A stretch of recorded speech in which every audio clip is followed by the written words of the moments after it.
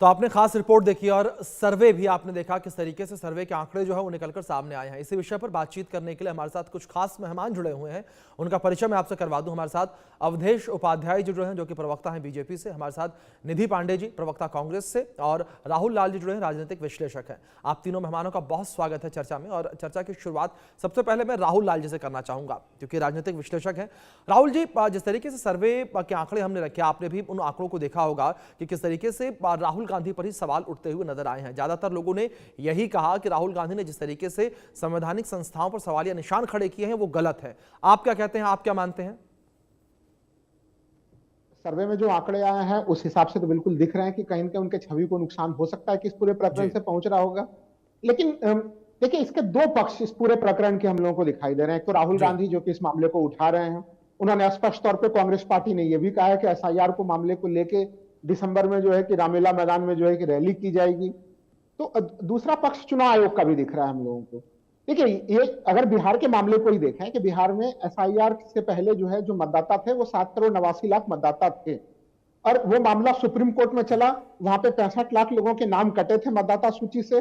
और पूरे जब आधार कार्ड को सुप्रीम कोर्ट ने बार बार कहा स्वीकार करने के लिए, तो फिर जो है कि वो 7,24,00,000 जो मतदाता होते वो बढ़ के फिर आधार कार्ड को स्वीकार करने के कारण वो मतदाता की संख्या 7,45,00,000 हुई।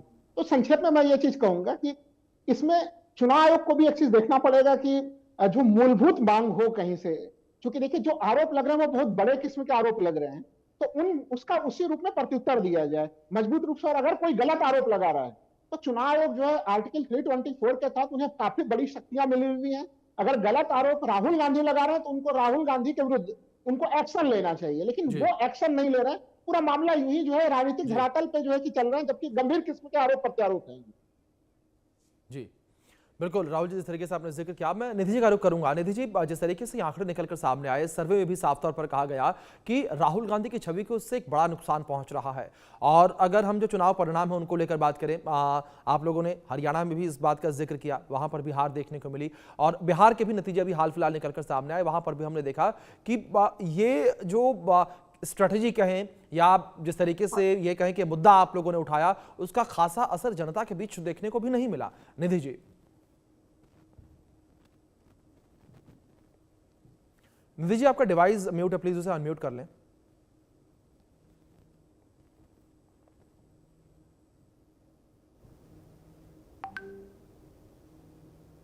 अभिषेक जी, जैसा कि राहुल जी ने मुद्दा उठाया एसआईआर का, मैं ये पूछना चाहती हूँ देश के गृह मंत्री से, भाजपा के प्रवक्ता से, कि जब गृह मंत्री पटना आए मौर्या होटल में चुनाव प्रचार के दौरान, या चुनाव जब मतलब थे मौर्या में होटल में, तो सीसीटीवी कैमरा में क्यों पेपर लगा के लोगों से मिल रहे थे? ये जो था सीसीटीवी कैमरा में पेपर लगा के लोगों से मिल रहे थे। दूसरी चीज की जो ईवीएम मशीन फेंका हुआ मिलता है उस पर चुनाव आयोग क्यों नहीं संज्ञान लेता है? जो पैसे बांटते हुए भाजपा के लोग मिलते हैं उस पर चुनाव आयोग क्यों नहीं संज्ञान लेता है? और तीसरी बात कि हमेशा आप देखते हैं कि चुनाव में अगर महागठबंधन का प्रत्याशी कुछ भी करे तो तुरंत एक्शन, और भाजपा वाला खुलेआम धज्जी उड़ाता है नियम कानून का और कुछ नहीं होता है, चुनाव आयोग देखता रहता है। जो चुनाव आयोग है ज्ञानेश कुमार है, वो तो किसके आदमी है? वो सबको पता है कि वो भाजपा के आदमी है।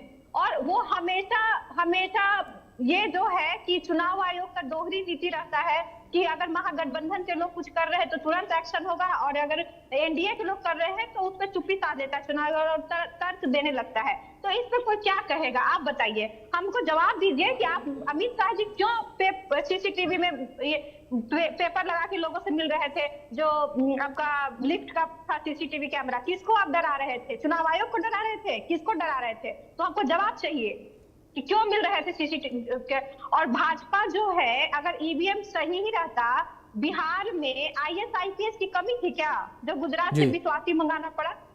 तो ये सब चीजें जो है इस पे संदेह होता है, और ये सच्चाई है, क्योंकि ये कहीं ना कहीं गड़बड़ है। ईवीएम का मशीन फेंका हुआ मिलता है, ऐसे ही रोड पे फेंका हुआ है जनता को, तो ये सब कौन जवाब देगा? चुनाव आयोग भाजपा का है तो जवाब नहीं देता है, तो इसीलिए हम लोग संदेह करते हैं। आप निष्पक्ष जवाब दीजिए, हम लोग संदेह करना छोड़ देंगे। और जो आप रिटायर्ड की बात कर रहे हैं, वो कहीं ना कहीं भाजपा से लोग रिटायर होने के बाद मोस्टली लोग फिर भाजपा में देखिए आप रिटायर्ड जज हो गया तो भाजपा में शामिल हो गया, आप अक्सर सुनते होंगे आईएएस में शामिल हो गया, तो ये रिटायर की बात नहीं। ये जो अगर अभी रिटायर नहीं हुए हैं अगर वो बोल रहे हैं तो एक बात है, जो रिटायर हो गए वो तो पार्टी में चले जाते हैं, तो वो अगर कोई बात कह रहे हैं उनको तर्क भी तो जानना चाहिए ना। अगर जज कोई बात कह रहे हैं रिटायर्ड जज, तो उनको तर्क बताना पड़ेगा कि बॉक्स क्यों फेंका रहता है ईवीएम का रोड पे, क्यों पकड़ाता है 10 बॉक्स, कहीं वैशाली में पकड़ा रहा है, कहीं कुछ पकड़ा रहा है। अगर इतना निष्पक्षी चुनाव है तो और ज्ञानेश कुमार चुप क्यों रहते हैं, किसके दबाव में चुप रहते हैं, तो ये सब जवाब देना चाहिए चुनाव आयोग को। जी ठीक है, अवधेश जी मैं आपका रुख करूंगा। अवधेश जी, इस तरीके से अगर बीजेपी को लेकर बात करें तो लगातार ये आरोप आप लोगों के ऊपर भी लगते रहे हैं कि जो सरकारी मशीनरी है उसका दुरुपयोग आप लोगों के द्वारा किया जाता है, उस दुरुपयोग के माध्यम से चुनाव आप लोग जीतते हैं। लेकिन अवधेश जी, क्या आपको लगता है कि बीजेपी को इसका जवाब देना चाहिए या जनता जो है वो आप लोगों के बिहाफ पर जवाब दे रही है, जो नतीजे निकलकर सामने आए हैं उसके हिसाब से? देखिए, पहली बात तो मैं निधि पांडे जी की एक बात का अभी पूरा खंडन करता हूँ जो कह रही है कि चुनाव आयोग आदमी है बीजेपी।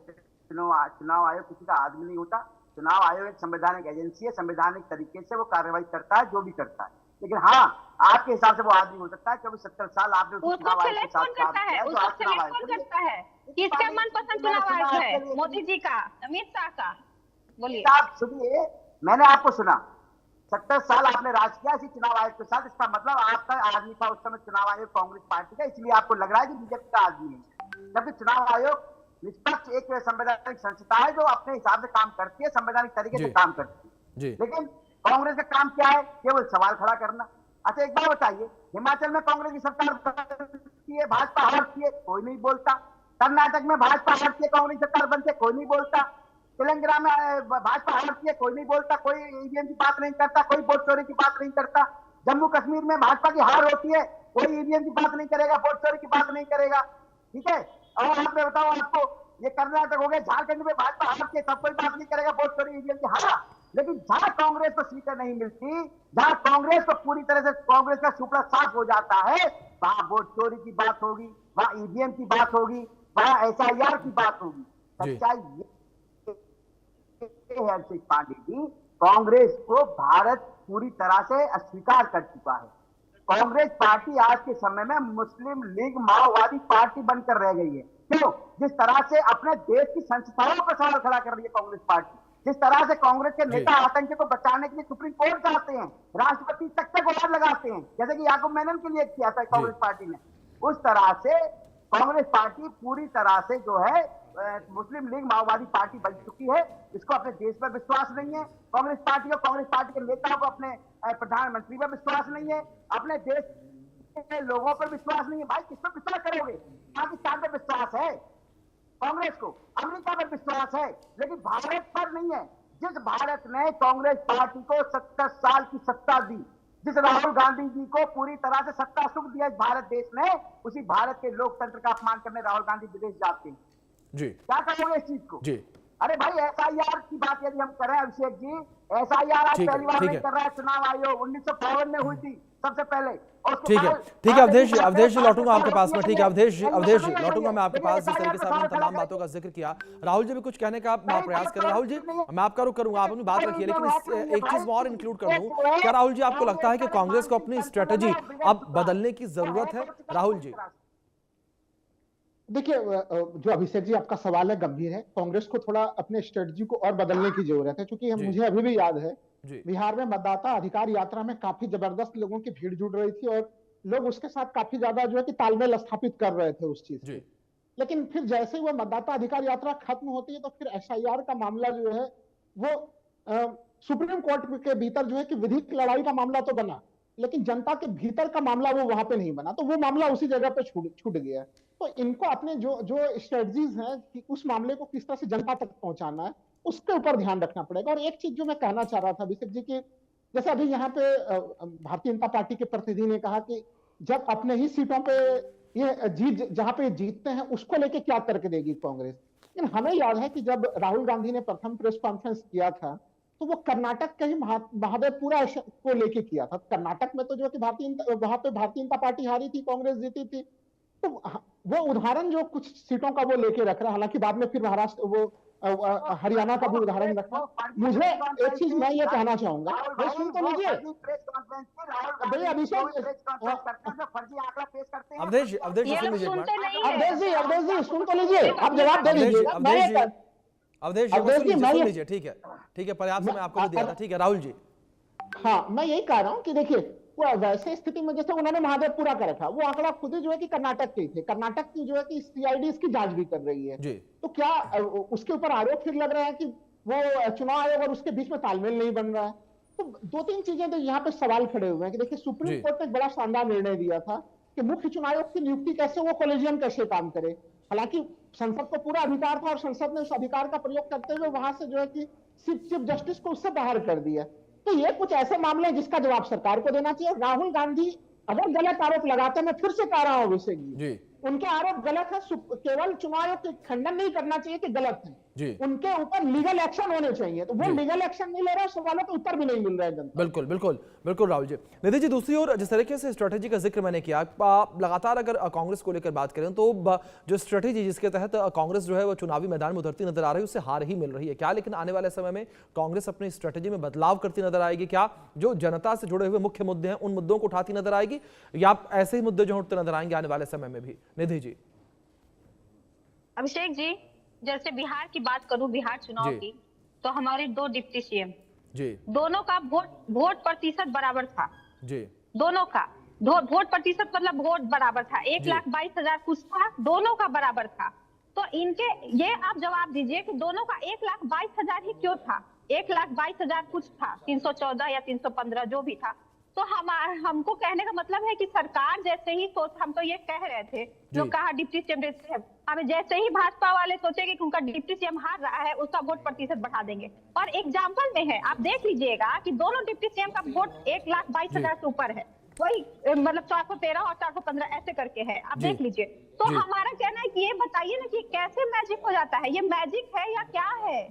क्या है, कैसे होता है? आप ही के साथ, आप ही में यहाँ कैसे होता है? विजय सिन्हा का एकदम हारने का था कि वो हार रहे, पूरा क्षेत्र में था, ऐसा वोट बढ़ाया लोग, ऐसा वोट बढ़ाया कि विजय सिन्हा मतलब वोट बढ़ाया, वो तो छोड़ दीजिए, वो तो ईवीएम में कैद है। लेकिन ये जो दोनों का डिप्टी सीएम का था, एक ही आंकड़ा कैसे आ गया? 1,22 या 1,23 कैसे आ गया, आप बताइए। तो जवाब देखिए, संदेह है। रहा चुनाव आयोग की बात, तो वो हमेशा मोदी और शाह की पसंद का बनता है। क्यों बनता है भाई? तो इसलिए ये सब नहीं कह सकते कि चुनाव आयोग एकदम निष्पक्ष है। अभी जो रिजल्ट ठीक है अवधेश जी 1,22,400 प्लस वोट मात्र संयोग या प्रयोग, जिस तरीके से निधि जी ने जिक्र किया?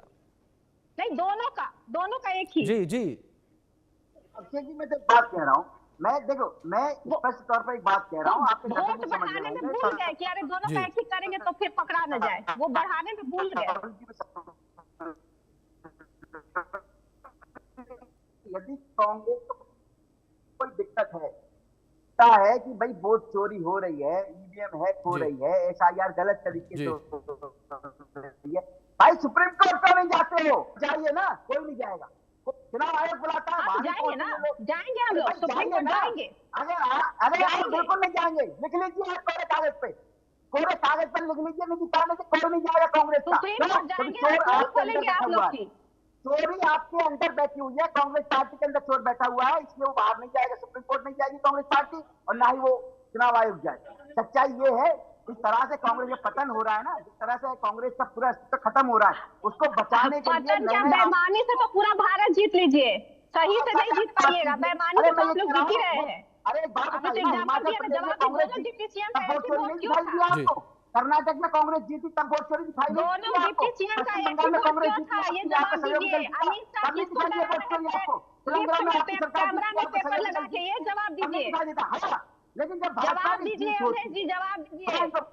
अमित शाह किसको पेपर लगा के किसको डरा रहे थे? क्यों एसआईआर का यूज करती आई कांग्रेस 70 साल? आज वो कांग्रेस जो सब समझ रही है। आज तक 272 लोगों ने भेजा, आने वाले समय में भारत की जनता राहुल गांधी झूठ बोल के देश को गुमराह कर रहे हैं।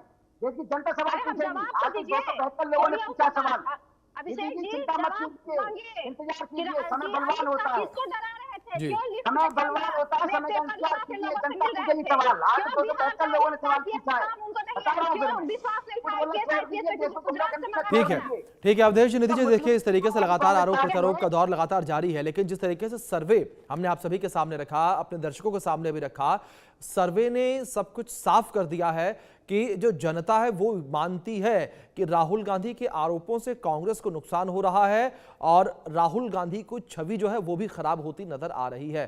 फिलहाल आप तीनों मेहमानों का बहुत शुक्रिया जुड़ने के लिए, अपना कीमती वक्त इंडिया न्यूज के साथ साझा करने के लिए। वक्त एक छोटे से ब्रेक का है, बने रहें इंडिया न्यूज के साथ।